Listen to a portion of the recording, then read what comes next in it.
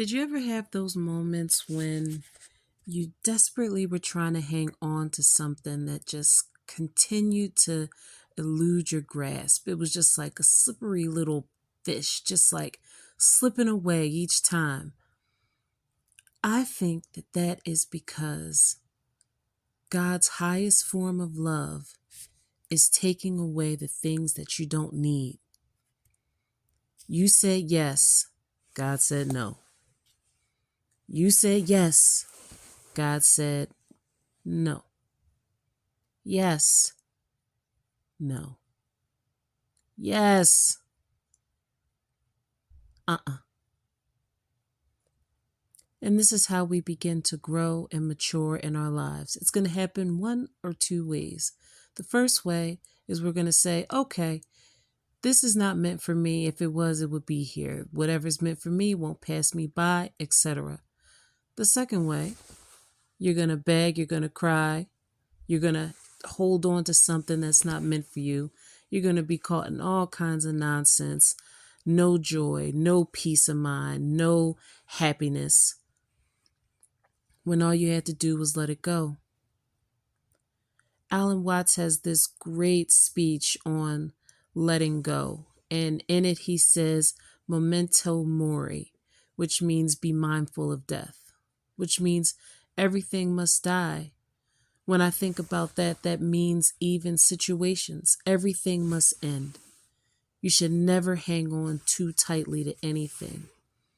Robert De Niro said in the movie Heat that never have anything that you can't walk away from in like 20 seconds or 10 seconds, something like that, some amount of seconds. But what it meant was you can't hold on to things. You have to be willing to let it go. When you're not willing to let it go, you're in this tug of war with God, and you can't win. If God removed it or is trying to remove it from your life, why are you calling it back? Why are you going to get that thing that burnt you out? Why are you going to get that situation that kept you in stress, had you living in lack, have you feeling like you weren't enough? Why do you need to do that? You don't. But we do. We all do. I'm a tarot reader, and there's this card that's called Seven of Swords. When you look at the card, it's a guy who is sneaking off with 5 other swords, and he left 2. And this card, initially, people read it as if it's a bad card, like it means thievery or stealing.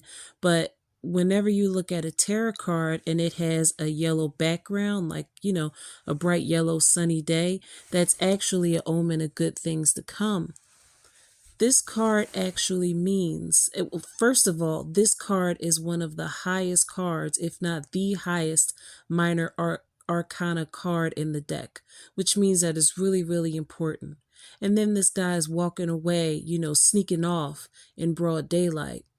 What this card actually means is that there is someone that is wise enough to know that let's clear out what you don't need. Let's go ahead and take those 5 swords, because in all honesty, you only need 2. And that's how we come to the 7 of Swords. Whenever I look at this card and read it, I quite literally take it as God removing the things that you don't need, taking it away. But again, we can't get caught up in a tug of war. We need to be able to just let it go. Like, all right, cool.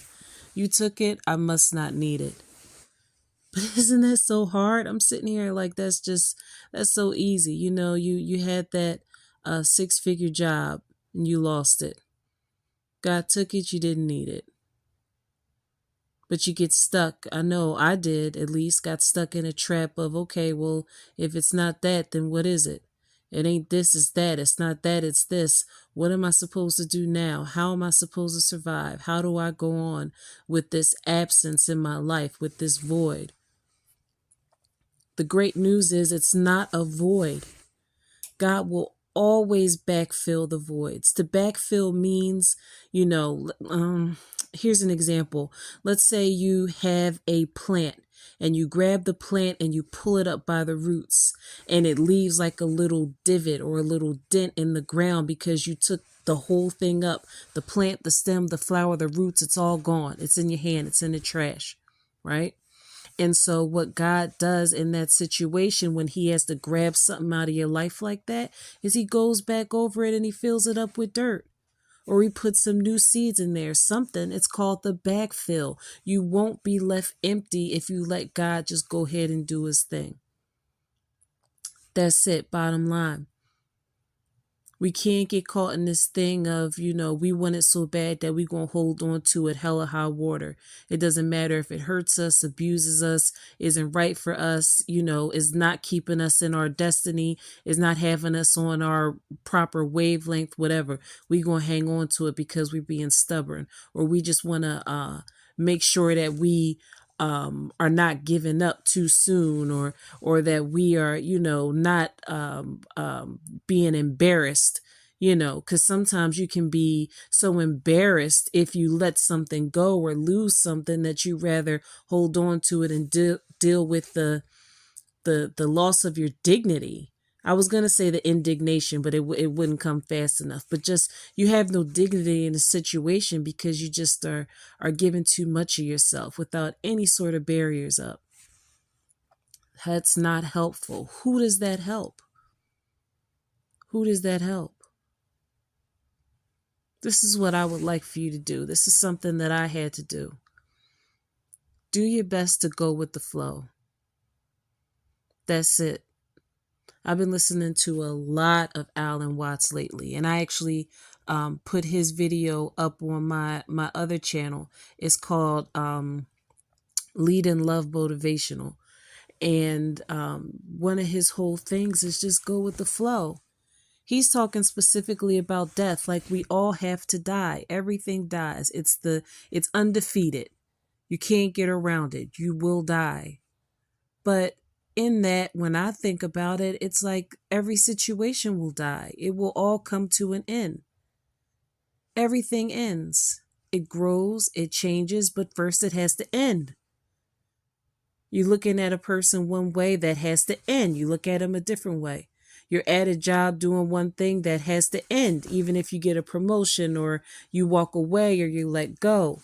You're in a relationship with your friend or the spouse or your lover or whatever, that has to end. You might grow, they might pass away. It's so many things. But the bottom line is we're not meant to continue to hold on to this stuff. That's hard, right? It feels hard. It feels hard. It feels lonely. It feels like there's no certainty and security.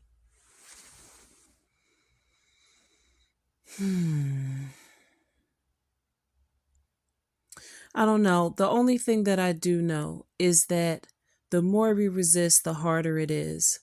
I know when I started just going with the flow, in the flow of my life and just letting go, they really had something. They were on to something when they say let go and let God, because I let go of whatever I thought. I got rid of the ego, and what wasn't meant for me, I could tell because it was just too much resistance. It was too much going on. And I'm not talking about, that whenever I had to work hard for something, I was like, oh, okay, never mind. That's not for me. It's not that. I mean, like outright resistance. Like there's something wrong. I feel it in my bones. My heart is not settled. I can't relax. I don't have peace of mind. I'm not content. Like that's when I know it's not meant for me. And I just started just walking away. Just letting it go, even if the relationship with the person still exists. Like I'm still going to speak to you and stuff. We still going, but I'm gonna let nature take its course. And if we are drifting further and further apart, then I'm gonna just go ahead and let that go. I'm gonna let that happen. Because one thing I know for sure is that you can't backfill if the hole still has something in it that don't belong there. You got to let God pull it up by the root, and then he'll backfill it with whatever is supposed to be the right thing. That's what I'm all about right now. What is the right thing? What is supposed to be in my life? What is not supposed to be in my life? Here's a prime example. I was talking to my daughter earlier, and the Seven of Swords card came up. This is why I'm on this topic, because this literally just happened today. And I was like, God takes away the things that we literally don't need. All right. Thanks for checking out the podcast. This is Lead in Love. You can go to the website, which is at leadinlove.com. I have a couple of YouTube channels. Quote Lead In for daily quotes. Lead in Love Motivational for all the motivational speakers, videos, etc. And then I have Living Tarot Cards and Oracle decks, where I do tarot scopes, horoscopes, readings, predictions, and etc. Remember to lead the life you want to live and love yourself in the process. That's the only way it's going to work. Let God prune your life so he can backfill it with things that will grow, that will be fruitful, and that will make your life beautiful.